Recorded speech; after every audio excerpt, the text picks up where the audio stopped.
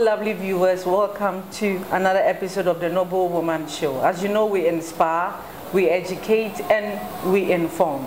Today's interview is going to be so amazing. Don't go anywhere. We'll be right back. Welcome to a Heba restaurant, gym, and spa. Our delivery vans and bikes are always on time. Cater for all events, wedding reception, bridal shower, birthday parties, and all other events. When you want to eat at the right place or the perfect place to have a good health, it's a Heba restaurant. Our ultra-modern spa with professional massage therapists.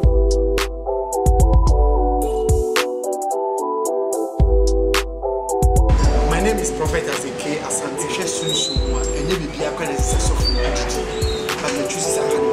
Saturday karaoke with DJ Everlasting. Sunday live acoustic music with Ivo Manifest and our local dishes. And cool free in our jacuzzi. Kit a Heba restaurant in Accra behind Achimota Melcom.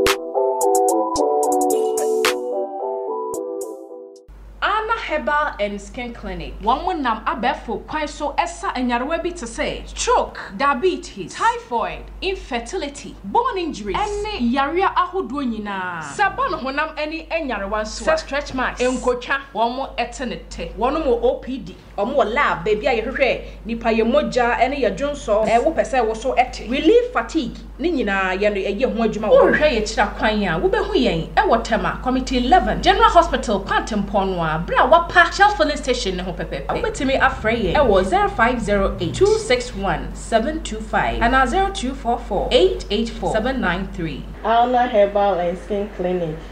Juma Ejuada Kosifia 7 a.m. to 5 p.m. When your number stretch marks hamu and as a fibroid lay how Odiabra Alna Herbal and Skin Clinic a bit to Moya and Yamidi Mebeko. Alna Herbal and Skin Clinic. Yambo Taye and Ghana for Apomoding. Welcome back from the break. This is still the Noble Woman Show. Today on the show we are going to be talking to an amazing woman. She has made a lot of impact in the lives of many women, especially with young ladies, and also she's a mother to a lot of people, including myself. She's a woman of God. She's the Deputy General Overseer for Believers House of Worship International, and she's the lovely wife of Apostle Abraham Lamptey. She's a mother of 3 and she has 2 adopted children. So she has so much love for anybody who comes around here. So today on the show we're talking to the Reverend Mrs. Gloria Kafui Lamptey. Welcome, Mommy, to the Noble Woman Show. Thank you. Thank you for having me. It's been a long time. I've been a prodigal child. I'm happy you know you are a prodigal daughter who is coming home. Yeah. I'm really glad to have you on the show today because I know what you carry. I know there are lots of things inside you that you would love to share with us. But I know you're one of God. What inspired it? How did it come? Did you just get up one day and decided to just preach the word of God and win souls to the kingdom? Thank you for that question, and I want to say hello to all your viewers. In actual fact, I never wanted to be a woman of God. Whilst I was growing up, I wanted to be a nun. I was Catholic. My parents were Catholic, and so I was Catholic for 25 years of my life. I wanted to be a nun, but somewhere along the line, you know, I deviated and fun and everything came into mind. So I got born again somewhere around 1997, and I met God in a way I have never met him. Till then, I didn't want to be a woman of God because I love myself and I want to look good, I want to dress well, and women of God, there used to be some, you know, tag on them, you don't do this, you don't do that, and I didn't want that restriction. Number 2, I didn't want people talking ill about me because I used to be very confrontational. I'll confront you when I hear you say anything about me. So on that premise, I didn't want to be a woman of God, sort of. I loved God with everything inside of me. But I met this young man in church who God called, and then I started, we fell in love and married, and he became a pastor. So I became a pastor's wife, and I started doing the things that I used to love, like inspire women. Women are my passion, you know, inspire women and all that. And somewhere along the line, God just snatched me and said, this is what you have to do. And so that's how I found myself here. Do you have something to tell women who are married to men of God? If you're a pastor's wife, I ask one thing for you or from you: a heart of forgiveness. Okay. A big heart to accommodate. You know, you can't use your flesh or what you see out there to be in a marriage to a pastor. You would fail. You need to have a heart of forgiveness, because when you go into that, it's either you go in, coming out is very difficult. So you need to have a heart of forgiveness as a pastor's wife, and a huge heart to accommodate. Excuse my language on the nonsense. Yeah. If you cannot tolerate nonsense, if you want to be married to a pastor, please don't go in there. Okay. So you have to tolerate all the nonsense. Okay, Mommy, let's go to your journey in life. You've gone through a lot of experiences growing up, and you've learned a lot. How was growing up like? I didn't come from a broken home, thankfully, and that has informed certain decisions of mine now. My parents were good Christians. I take a lot of inspiration from them when it comes to marriage. Somewhere along the line, like I told you, I became recalcitrant. My father wanted me to do something else. I also wanted to do something else. So he left me on my own. So from 18 years, I've been fending for myself till now. And it wasn't easy. There were certain decisions I took in life that, given the chance again, I would not take them. But they all mature you. Every mistake you've made matures you into your life or what God has called you to do. I've not had it easy. It's been a roller coaster. But in all, God has been very good. From 1 to 5, I was in Kita Secondary School. I went to Sight and Sound Secretarial School. From there, I studied computer and analysis systems, and then I started working with 1 or 2 firms, and I found myself in latest form. There, I was a customer care official, and then I had the call of God there. Okay. I had traveled to the UK. I said I wanted greener pastures, so I went to the UK to seek greener pastures. I was in a train to Southampton, and I've just felt the Lord speak to me. I have never had that encounter. And then the Lord said, go back home. I have an assignment for you. I said, Lord, I don't have anything. I have come here to look for work, to go back. And you say I should go back home. I said, yes, go back home. And it was terrible. Since then, I had some uneasy feeling. I couldn't concentrate on anything. Nothing was giving me joy till I came back. When I came back, things were bad. Were you married then? Yes, I was married 4 years into my marriage. But why would you leave your marriage to another man's land to find greener pastures? Things were not easy for us when we married. Okay. It was difficult. At all, to eat was even difficult. We're living in an uncompleted. If you see me and I tell you I was living in an uncompleted building, would you have believed me? I didn't have shoes. I didn't have clothes. It was difficult. It was very difficult. So I thought that my husband was in ministry. Let me go and do the hustling. He can live right now, you know, and go. He was given a branch in Royal House then. Okay. So he has started, and it wasn't easy. Let me go and do the hustling and come. And by the time I came, it was something else. It was, everything had gone haywire. But the Lord, I went back into my job. I used to be a very good personnel where I work, one of the good people, like efficient in my department. So they took me on. But I wasn't, you know, bringing out what I must bring out. How they know me or who they knew me for wasn't forthcoming. It was difficult. So they terminated my appointment. something I have never, a record I have never had. Anybody, I've worked in places, nobody ever terminated my appointment.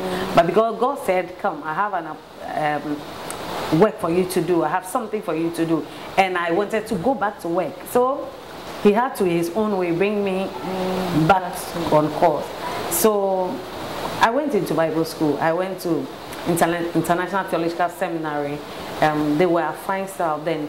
It's a university in Florida, but the Ghana campus was here. So I went to do a degree in theology and a diploma in Christian counseling. And so I went through that, and then I started helping my husband in ministry, and Ebenezer, that's what the Lord has brought us. Whilst we live our lives as women, we have a lot of experiences, a lot of challenges that we go through.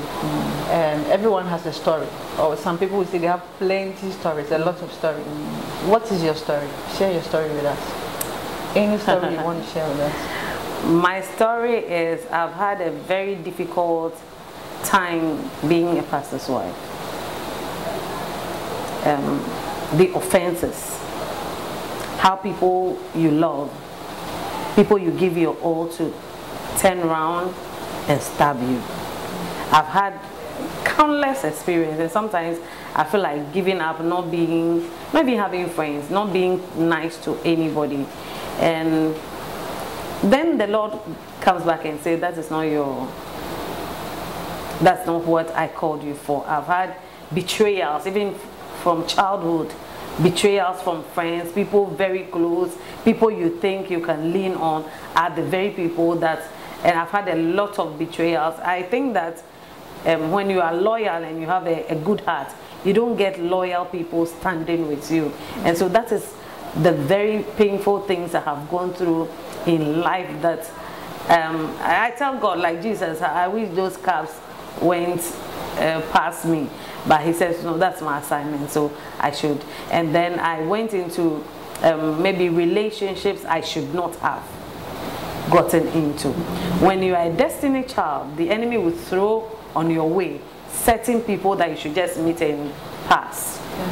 But by reason of how they look, you think that you have to be nice to them, and they draw you into things that you don't want to do. Growing up, looking for attention, I was drinking, I was partying, I was doing all those sort of things that if given the chance again, I'm not sure I would want to do that. And you are making a lot of emphasis about being a pastor's wife, what you go through, a lot of challenges and all of that. Do you regret being a pastor's wife? I don't have regret one bit. Okay. No, I don't have regrets being a pastor's wife. At least I've impacted into lives. And for me, I see people who I have impacted into them doing well, and I am happy. This is still the Noble Woman Show. Don't go anywhere. Be right back. Welcome to a Yua restaurant, gym and spa. Our delivery vans and bikes are always on time. Cater for all events, wedding reception, bridal shower, birthday parties, and all other events. When you want to eat at the right place or the perfect place to have a good health, it's a Yua restaurant. Our ultra-modern spa with professional massage therapists.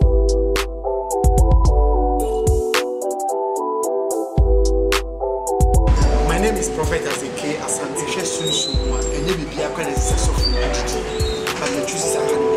Saturday karaoke with DJ Everlasting. Sunday live acoustic music with Ivo Manifest and our local dishes.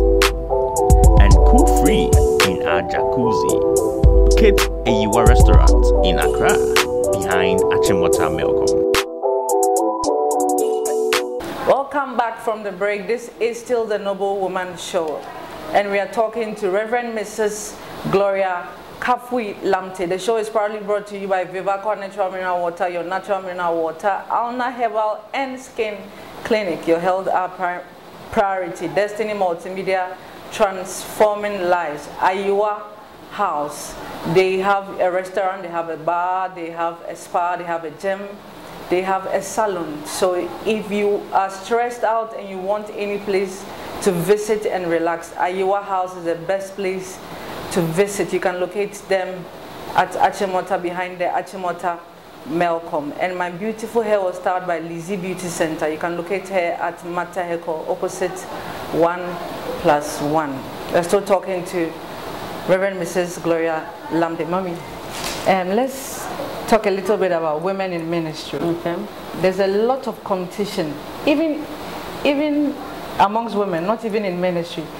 Do you have anything to say about that? I'll say that if you know your worth, you don't compete, you complete. What are you competing about? I mean, I always tell people. On Saturday, I was on an interview in a radio station. And I said that sometimes somebody can be wearing a hand-me-down false. You would not know it is false. It is not the dress the person is wearing, but it's the body that defines the dress. Yeah. So I don't see why we will be competing. And do you know why? It is for the attention of another man. To get the attention, a compliment from another man. But if women will know who God has made us and what is embedded in us as God's last born, I'm not sure we'll compete, but we'll complete. I also said on that interview, and I'm reiterating here, that women are very powerful. We don't know our worth. Yeah. What God forgot to put in a man, He put in a woman. We do not come from clay. We come from a refined material. God created everything from the dust of the earth. But when it came to the woman, He had to put a man to sleep. One powerful man to sleep, and brought us in them.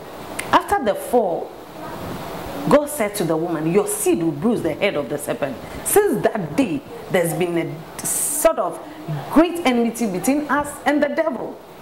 And He knows that if this person alone, her seed, can bruise the head of me, then let me put rivalry between the two of them, so that they'll not be able to stand one another to depopulate my kingdom. Okay. When women pray, things happen. When you and I, Gabby, team up and say we are doing something, it will just, the enemy hates it. So this is what He puts in us. If you become a believer, a praying woman, you don't care about clothes, you don't care about what anybody wears, you don't care about whatever anybody drives. Somebody can be wearing a Rolex watch and another person wearing a 15 cedis watch, but it all tells us the time. Would I come snooping around looking for the wristwatch somebody is wearing? No. I might be wearing a 20 Ghana dress, you might be wearing 1,000 Ghana. Is it not covering us? I don't know why we compete. It's because we don't know who we are and what God has made us and what we can pull out if we team up. That is why. But if you know who you are, it's trivialities. And the man whose attention you are seeking, he is also seeking another woman's attention. So we shouldn't compete as women. Let's complete one another and stand with one another. If another woman is going up, push that woman. Because as you push that woman, you will also come up. What you desire for your friend is what you get. Looking at a marriage that is breaking, then there's another woman in. Yeah. Somebody's enjoying the marriage. You didn't know where we are coming from. I mean, two women cannot be friends for long. Yeah. Because we are competing silently without even knowing what we are competing about. It's the devil's work, and we must stop it. Okay. Be a Christian, a Buddhist, a Muslim, whoever you are. Creation was started and religion wasn't there. God said, you are a powerful tool.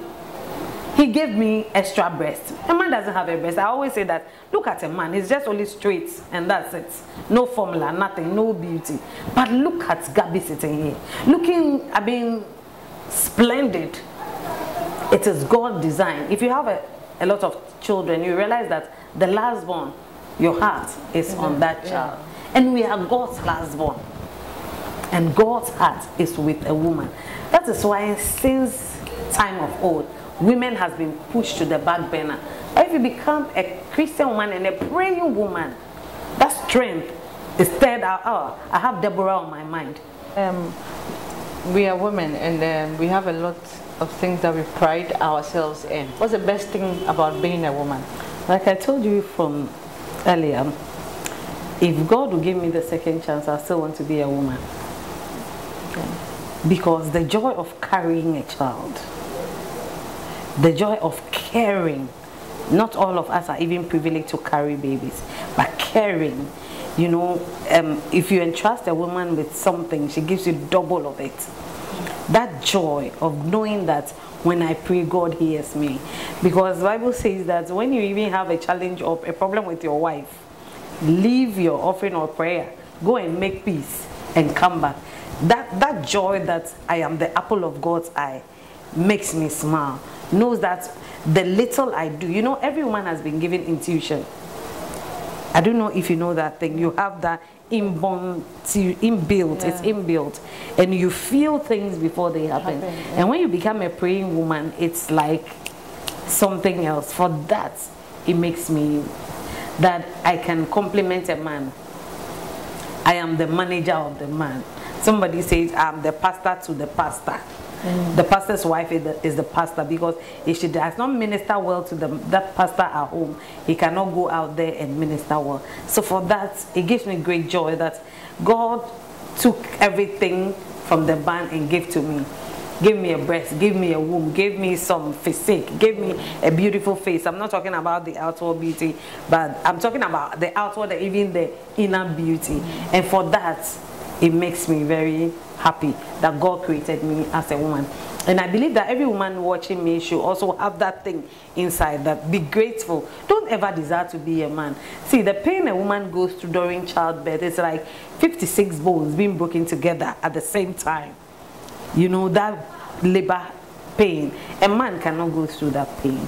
It is only women who go through that pain. And the fact that I can think with both sides of my mind at the same time, cooking, cleaning, taking care of my child, reading a book at the same time, doing multitasking at the same time, give me joy that I am a woman, that I can walk out there. Some women will be walking on the street. I'm not sure you've seen that before. Walking on the street and a man can put a car in the gutter for that woman. It means that I am very, very special. So for that, I pride in being a woman, and I still want to be a woman in my next life. Okay. And throughout the interview, you've made a lot of emphasis about a praying woman, a praying woman. Why do you think a woman should involve herself in a lot of prayer? I said earlier that you are the #1 enemy of the devil. So once you are the #1, the things women go through, the challenges, even in a month, even at that time of the month, what a woman goes through, you know that the enemy is not resting on his oars when it comes to a woman. So you need to be in prayer to counter his activities over your life. If you are not praying well, the enemy will overtake you with a lot of things. Because emotionally, I teach people, I said the woman is like a color box, 64 color box with tiered rows at the back, with even erasers to clean and mix and match new ones. The men have only 8, the normal colors, but a woman have like a 64 color. You know, there are a lot of things about a woman. So you need to pray for yourself, pray for your children, pray for everybody around you. And God will listen to a woman's prayer and cover. Though the man is the head, I am the neck. Without the neck, the head cannot move. Yeah. So I must be a praying woman to cover my family and whatever God has entrusted into my care. Okay. What are some of the virtues that every woman should have? You know, the tendency to gossip is with women, because like I said, we want to outdo each other. Stay away from gossip. Stay away. Don't dwell on getting compliments before you're able to do anything. Develop yourself as a woman. Know your self-worth. I like this Shunammite woman. When Elijah went to him, Elisha, right? Yeah. Went to her and said, you've given me a room, you've given me a bed and all that. What do you desire? And the man of God went on and said, should I speak to the king on your behalf? And I love the answer the woman gave, and that drives me. She said, I dwell among my people. Meaning she's of a high rank of a woman. So you cannot speak to the king on my behalf. You cannot talk to President Nana Akufo-Addo on my behalf. I roll with him. So you can't talk to him. So she developed herself to the point that she could provide a room for the man of God. She could provide a table, and all that has spiritual significance, but for the purposes of time, she was able to provide all this. It means she developed herself to that point. Like I spoke of Deborah. Yeah. Esther developed herself to that point that she was happy with being the king's wife and being there doing nothing until challenges came. Don't wait for a challenge to come before you rise up and do something. She prayed with her maidens and everybody around her, went to do the king's court, and the royal scepter was stretched out to her and she touched it. It was not that time for the king to come to her, but she rose up and did the extraordinary. A woman should rise up and do the extraordinary. There are lots of women who believe that they want to marry and they become housewives. I don't believe in that. No. But what do you have to say about that? I don't believe in being a housewife either, because anything can happen at any time. What if that man dies? Nobody is the holder of life except God. If the man dies and you're a housewife, how are you able to take care of him? If you're not doing, you can be a housewife and still be doing something.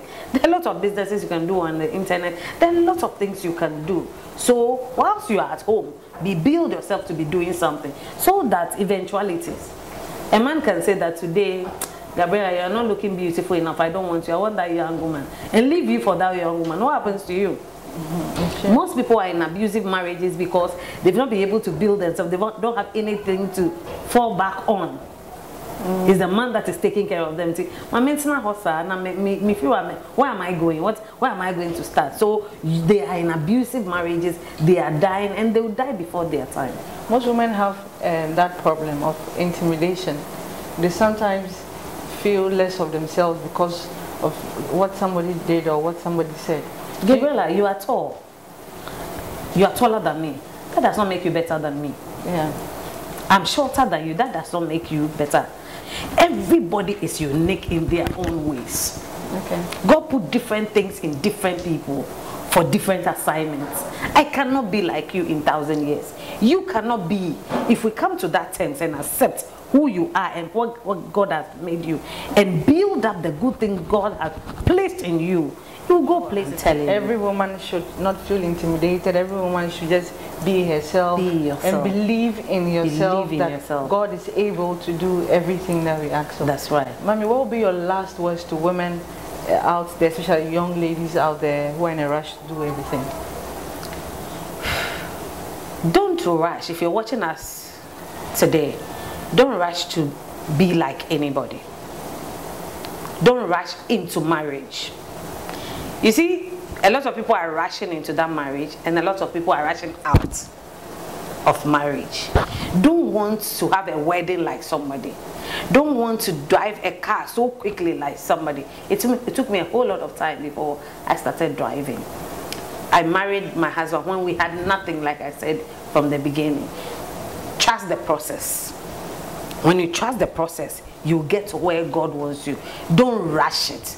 Take your time, one step at a time, and the Lord will bless your efforts. God bless you. And the Lord will bless your efforts. Thank you, Mommy, for coming to the Noble Woman Thank you for having me. Okay, it's been a very awesome time here today on the Noble Woman Show with Reverend Mrs.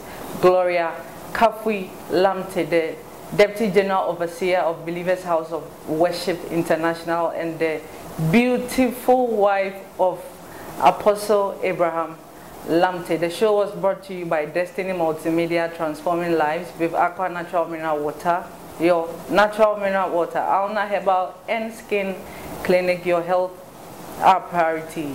At Sea Rhine Travels, we plan you park and Iowa House. Don't miss next week's episode on the Noble Woman Show. My name is Gabriela.